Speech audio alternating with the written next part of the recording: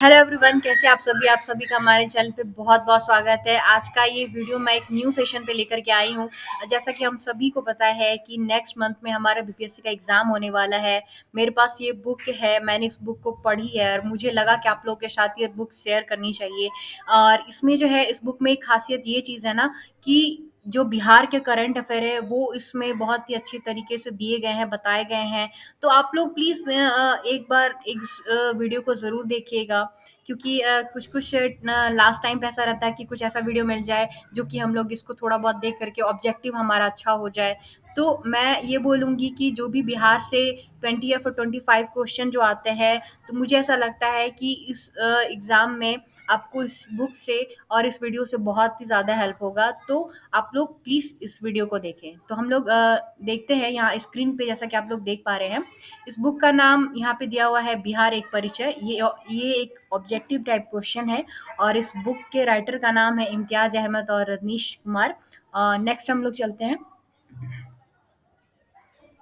Next page पे जो हमारा दिया हुआ है, ये इसका बहुत अच्छे से मैप दिया गया है बिहार का। ये मुझे बहुत ही अच्छा लगा और ये मैप को लेकर के मैं एक नेक्स्ट वीडियो बनाऊंगी, क्योंकि बिहार का जो मैप है उसको समझना बहुत ही ज़्यादा ज़रूरी है। आप लोग बीपीएससी की एग्ज़ाम की अगर तैयारी कर रहे हैं तो हिस्ट्री से भी ज़्यादा ज्योग्राफी बहुत ही ज़्यादा इम्पॉर्टेंट होता है, क्योंकि अगर हम लोग ज्योग्राफी अच्छे से समझते हैं, जैसे कि कोई भी नदी जो है वो किस क्षेत्र से निकलती है और कहाँ जाकर के मिलती है, तो ये बहुत ही ज़्यादा बेनिफिट होता है हमारे खास करके बीपीएससी एग्ज़ाम के लिए। तो उस पे मैं एक अलग से वीडियो बनाऊंगी। तो उसमें अच्छे से बिहार के जो मानचित्र पे हैं, चाहे वो नदियों हों, सॉरी नदियाँ हो, चाहे फिर पहाड़ हो, या फिर कुछ भी मानचित्र से रिलेटिव, तो मैं वो नेक्स्ट वीडियो में आपको अच्छे से बताऊंगी। हमारा जो नेक्स्ट पेज है, जैसा कि आप लोग देख पा रहे हैं, अ, ये आपका पहला चैप्टर का पहला यूनिट है और इसमें हम लोग एक एक करके क्वेश्चन डील करेंगे। ठीक है। अ, पहला हमारा जो क्वेश्चन है, ठीक है, हम लोग इसको एक एक करके डील करेंगे। राजनीति रत्नाकर पुस्तक के लेखक कौन है? यहाँ पे आपका आंसर दिया हुआ है और आप लोग क्वेश्चन के साथ साथ ये जो साइड में दिया हुआ है कि ये कौन से एग्जाम में पूछा गया है, यानी बीपीएससी के 60वीं और 62वीं ये एग्जाम में पूछा गया है, तो आप लोग ये भी ध्यान में रखेंगे। ठीक है। तो यहाँ पे इस क्वेश्चन का जो आंसर है वो पहला दिया गया है कि मिथिला राज के मंत्री चंदेश्वर ने अपनी रचना राजनीति रत्नाकर में राजा के ब्रह्म नीति का आधार मंडल सिद्धांत बताया है। यह भी षड गुण्य सिद्धांत और साम दान भेद और दंड के उपाय के प्रयोग का परामर्श देता है। ये आपका जो बुक है, उस बुक में ये आपका सब्जेक्ट हुआ कि जो राजनीति रत्नाकर जो पुस्तक है, उस बुक का सब्जेक्ट क्या है, ये थोड़ा सा उसमें डिस्क्राइब किया गया है। ठीक है। नेक्स्ट हम लोग आगे चलते हैं नेक्स्ट क्वेश्चन पे। कौटिल्य की पुस्तक अर्थशास्त्र किस विषय पर आधारित है? ठीक है। आप लोग कमेंट सेक्शन में ये जरूर बताइएगा कौटिल्य का और दो नाम क्या है। और मैं इसको लेकर के एक और वीडियो लेकर के आ रही हूँ जो कि मौर्य साम्राज्य पर है, और मैं इस चीज़ को बहुत ही अच्छे से डील करूँगी। आप लोगों ने सुना होगा कौटिल्य की, सॉरी, चाणक्य की नीति, ये बहुत ही ज़्यादा फेमस है। ठीक है। और ये बहुत ही इम्पोर्टेंट पर्सन है। अगर आप लोग हिस्ट्री में अगर मौर्य काल मौर्य काल में देखेंगे कि किस तरह से कौटिल्य ने एक छोटे बच्चे को कितने अच्छी तरीके से उसको पढ़ा लिखा करके राजनीति से, युद्ध अभ्यास से बहुत ही अच्छे साम्राज्य का निर्माण करवाया। तो कुछ ना कुछ इस आदमी में है। ठीक है। तो इसके बारे में हम लोग जब मौर्य काल पढ़ेंगे तो उसमें हम लोग अच्छे से डील करेंगे। फिलहाल हम लोग अभी शॉर्ट में थोड़ा सा चलते हैं। ठीक है। तो इसका जो आंसर है वो आपका आंसर बी है, शासन कला के सिद्धांत और अभ्यास। ठीक है। नेक्स्ट हमारा जो क्वेश्चन है, उद्वंत प्रकाश के लेखक कौन है? तो यहाँ हमारा दिया हुआ है आंसर, मौली कवि। ठीक है। और हम मैंने आपको बोला कि साइड में आप लोग ये भी ज़रूर देखिएगा कि ये कौन से पीटी में पूछा गया है, बीपीएससी के कौन से पीटी में पूछा गया है। तो 60वीं और 62वीं क्वेश्चन एग्जाम में ये चीज़ पूछा गया है। ठीक है। तो नेक्स्ट हमारा जो क्वेश्चन है वो हम लोग देखेंगे, मौर्य कालीन स्थापत्य कला के साक्ष्य कहाँ प्राप्त हुए हैं। ठीक है। तो यहाँ हमारा जो आंसर है वो आंसर नंबर डी है। अ, और यहाँ पे आप लोग देखिए, पाटलिपुत्र बराबर से और राजगिरी से। मैं आप लोग को थोड़ा सा इसमें डिस्क्राइब करती हूँ कि आप लोग जब मौर्य डायनेस्टी पढ़ेंगे ना तो उसमें आप देखेंगे कि मौर्य की जो राजधानी वो पाटलिपुत्र भी रही है, राजगृह भी रही है। तो इसका जो केंद्र बिंदु रहा है ना तो वो बिहार ही रहा है। ठीक है। तो इस वजह से यहाँ के जो भी ज़्यादातर आप लोग को अगर देखेंगे कि मौर्य डायनेस्टी की आर्ट एंड आर्किटेक्चर वगैरह सब यहाँ पे ज़्यादा देखने को मिलेंगे। ठीक है। नेक्स्ट क्वेश्चन पे हम लोग चलते हैं, बिहार पर गढ़वालों के आधिपत्य का प्रमाण कहाँ से मिलता है हमें। ठीक है। तो यहाँ पे हमारा पहला आंसर दिया हुआ है, आंसर ए, मनेर तामपत्र से। नेक्स्ट हमारा क्वेश्चन है, बिहार के किस तुर्क राजवंश के अभिलेख प्राप्त हुए हैं। ठीक है। इसका आंसर आपका दिया हुआ है तुगलक वंश। ठीक है। नेक्स्ट हमारा जो क्वेश्चन है, बिहार के किस क्षेत्र के संबंध में बसाती नूल उष्ण एक मूल्यवान स्रोत है। ठीक है। यहाँ पे आपका दिया हुआ है आंसर तिरहुत। नेक्स्ट हमारा क्वेश्चन है, बिहार आने वाले महत्वपूर्ण चीनी यात्री का नाम बताएं। तो यहाँ पे आंसर इसका दिया हुआ है कि ये तीनों ही आए थे। अब आप लोग ये बताइएगा कि जैसे कि फाहियान हो गए या फिर हुएन सांग हो गए या फिर इतसिंग हो गए, तो इनका क्या टाइमिंग था और ये किसके शासनकाल में आए थे और इनकी जो बुक है वो किस चीज़ पे ज़्यादा फोकस है।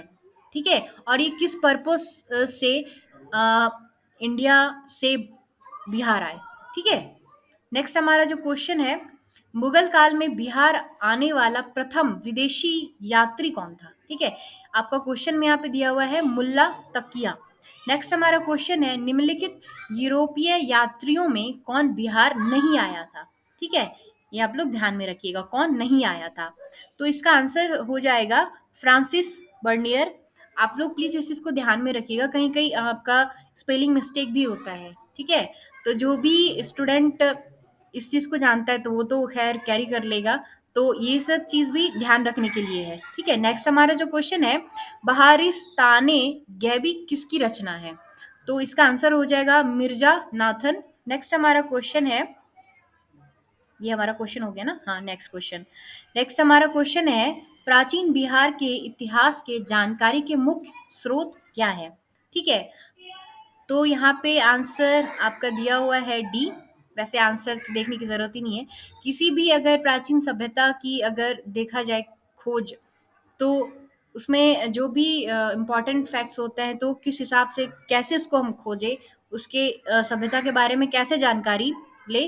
तो इसमें तो सबसे ज़्यादा ये सभी इम्पोर्टेंट है, जैसे भग्नावशेष, यात्रा वृत्तांत, अभिलेख, सिक्के, धार्मिक ग्रंथ, ये सभी जो है ये सभी एक सभ्यता को जानने में बहुत ही ज़्यादा महत्वपूर्ण भूमिका निभाते हैं।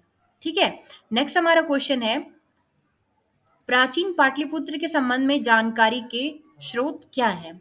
तो यहाँ पे यहाँ पे आंसर दिया हुआ है डी नंबर, यानी उपरोक्त सभी, भगना विशेष और यात्रा वृत्तांत, धार्मिक ग्रंथ।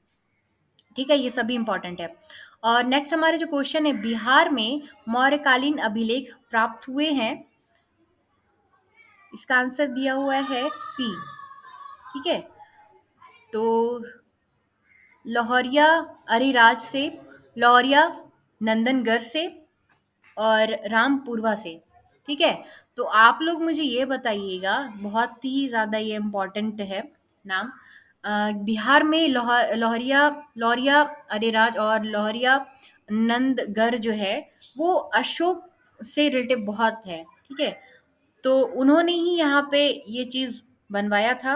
और आप लोग देखेंगे कि अशोक ने जो भी सारे काम किए हैं, उन्होंने अपना एक चिन्ह छोड़ा है। चिन्ह कहने का मतलब है कि उसका जो था, 4 शेरों का प्रतीक उन्होंने बनाया है। ठीक है? नेक्स्ट हमारा जो क्वेश्चन है, अशोक का लघु शिलालेख प्रथम प्राप्त हुआ था सासाराम से। ये इसका ये कुछ गलत मुझे लग रहा है स्पेलिंग। ठीक है? सासाराम ही होगा। नेक्स्ट हमारा जो क्वेश्चन है, बिहार से प्राप्त मौर्यकालीन अभिलेखों की भाषा क्या है? ठीक है? तो इसमें आंसर दिया हुआ है प्राकृत। ठीक है? आपको मैं इस पे कुछ थोड़ा सा मैं इसको डिफाइन करती हूँ कि भारत में जो भी अशोककालीन अभिलेख मिले हैं, वो सभी ब्राह्मी लिपि में मिले हैं। लेकिन अगर अफगानिस्तान, पाकिस्तान, ऐसे सब जगहों पे अगर अशोक के अभिलेख मिले हैं, तो वो खरोष्ठी लिपि में मिले हैं। ठीक है? तो आप लोग ये सभी चीज़ ध्यान में रखिएगा।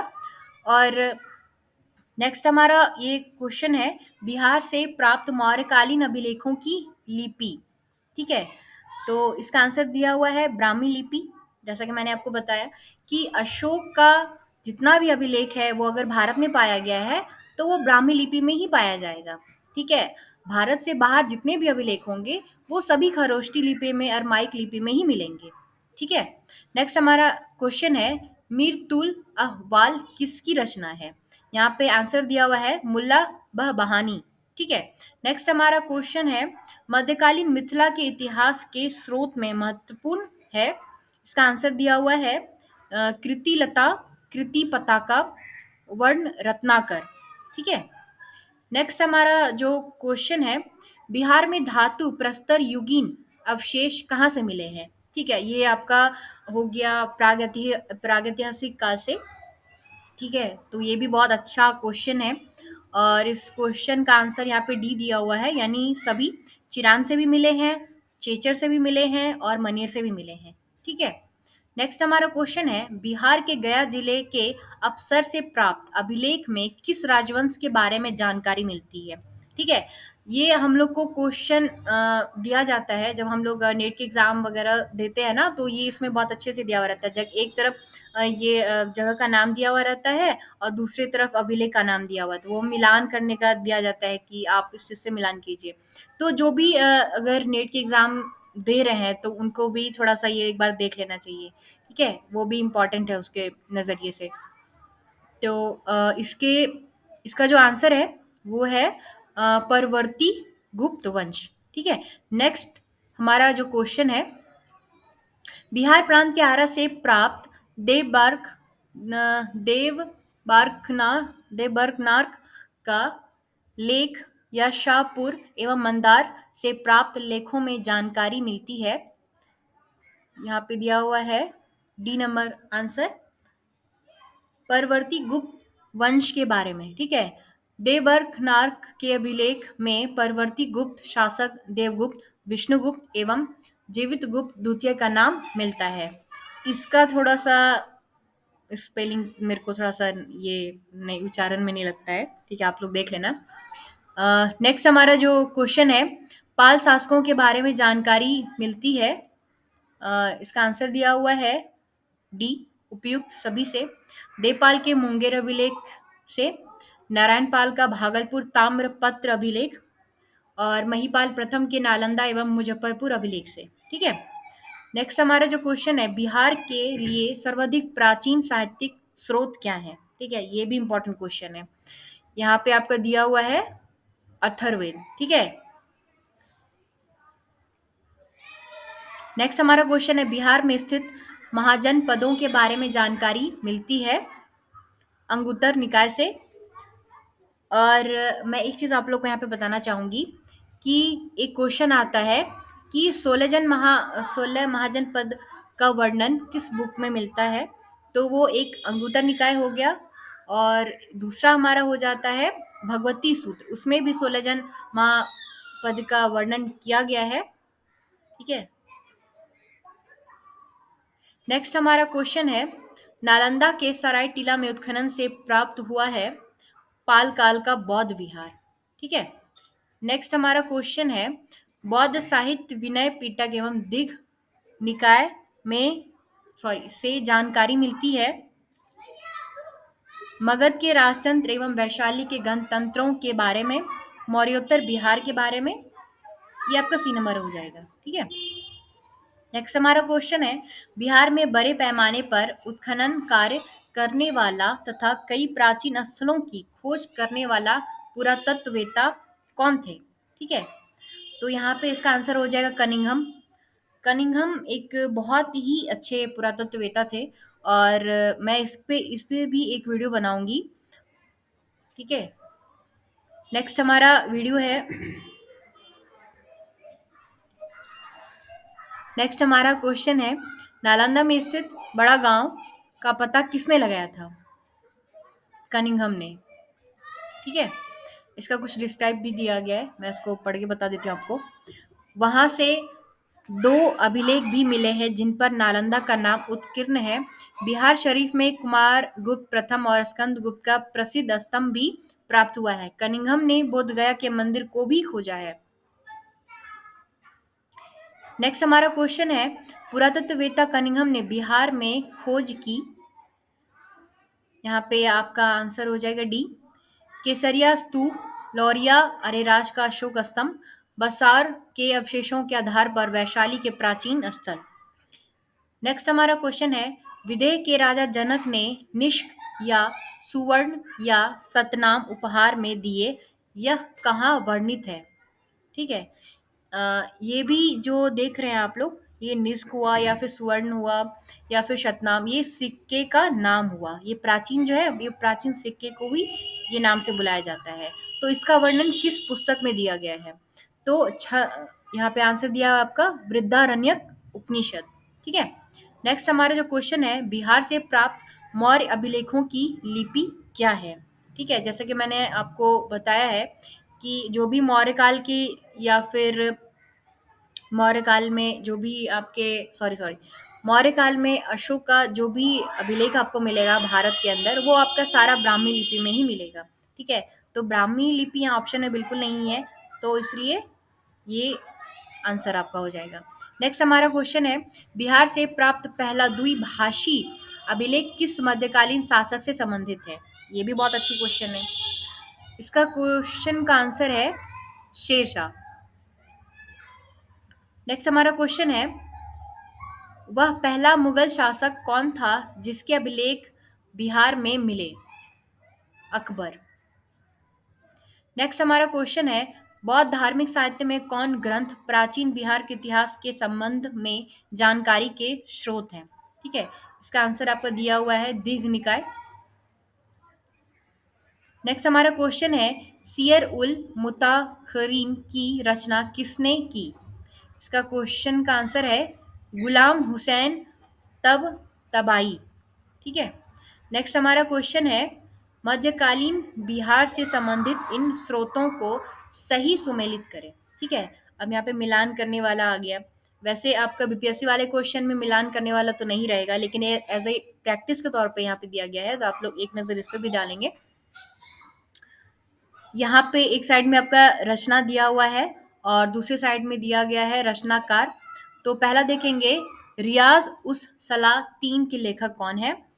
गुलाम हुसैन सलीम, तारीखे शेर शाही, अब्बास सरवानी, वाकियाते मुस्ताकी के राइटर हैं रिजुकुल्लाह, और